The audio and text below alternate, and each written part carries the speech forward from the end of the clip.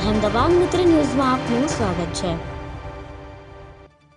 જામનગર જિલ્લાના કાલાવડ તાલુકાના નાની વાવડી ગામમાં એક ખેડૂતના મકાનમાં ધોળે દિવસે ચોરીની ઘટના બની હતી, જેમાં માત્ર 1 કલાક બંધ રહેલા મકાનમાંથી તસ્કરો રૂપિયા 7.50 લાખ કિંમતના સોના ચાંદીના દાગીના અને રોકડની ચોરી કરી નાસી છૂટ્યા હતા। ત્યારે જામનગર એલસીબી પોલીસ દ્વારા 48 કલાકમાં ચોરીનો ભેદ ઉકેલ નાખ્યો અને કાલાવડ તાલુકાના ખેડૂતના ઘરે નિશાન બનાવનાર 2 શખ્સને ઝડપી પાડ્યા છે અને એક મહિલા આરોપીની પણ પોલીસ દ્વારા શોધખોળ હાથ ધરવામાં આવી રહી છે। ચોરીની ઘટનામાં એલસીબી પોલીસને મોટી સફળતા મળી છે, જ્યારે બંને શખ્સો પાસેથી એલસીબી પોલીસે સોના ચાંદીના દાગીના રોકડ મળી કુલ રૂપિયા 21,76,600 રૂપિયાનો મુદ્દામાલ પણ કબજે કર્યો છે।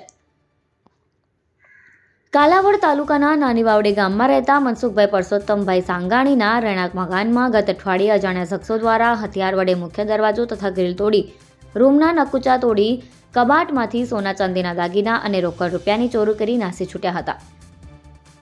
ત્યારે Jamnagar LCB police staff technical survey તથા હ્યુમન સોર્સિસની મદદથી આરોપીની શોધખોળ કરવામાં આવી રહી હતી અને તે દરમિયાન એલસીબી સ્ટાફના અર્જણ કોડિયાતર, મ્યુદ્દીન સૈયદ અને ધર્મેન્દ્રસિંહ જાડેજાને પેટ્રોલિંગ દરમિયાન ચોક્કસ બાતમી મળી કે નાની વાવડી ગામમાં ગરફડ ચોરી કરવામાં આવેલ જીવણભાઈ ધરમશીભાઈ વાઘેલા અને લખાભાઈ વિનુભાઈ વાઘેલા રહેઠાણ રોલ બને દેવી પૂજક અને આરોપી સાથે મળીને ગરફડ ચોરીનો અંજામ આપ્યો હતો। ત્યારે એલસીબી પોલીસે બંને શખ્સોની પૂછપરછ કરી અને સ્પ્લેન્ડર મોટરસાયકલ સાથે ઝડપી પાડ્યા।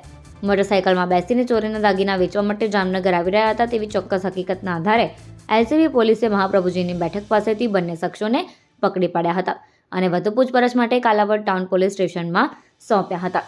સોના દાગીના 324 ગ્રામ 350 મિલીગ્રામ કિંમત ₹19,90,500, ચાંદીના દાગીના 366 ગ્રામ કિંમત ₹19,000, રોકડ ₹82,000, મોબાઈલ ફોન 1 કિંમત ₹5,000 સહિત કુલ 21.76 લાખની માલમત્તા કબજે કરી લેવામાં આવી છે। આ ઉપરાંત ચોરીના ગુનામાં વપરાયેલા હથિયારો, ડિસમિસ, ગણેશીઓ પકડ તેમજ 2 મોટરસાયકલ પણ કબજે કરી લેવામાં આવી છે।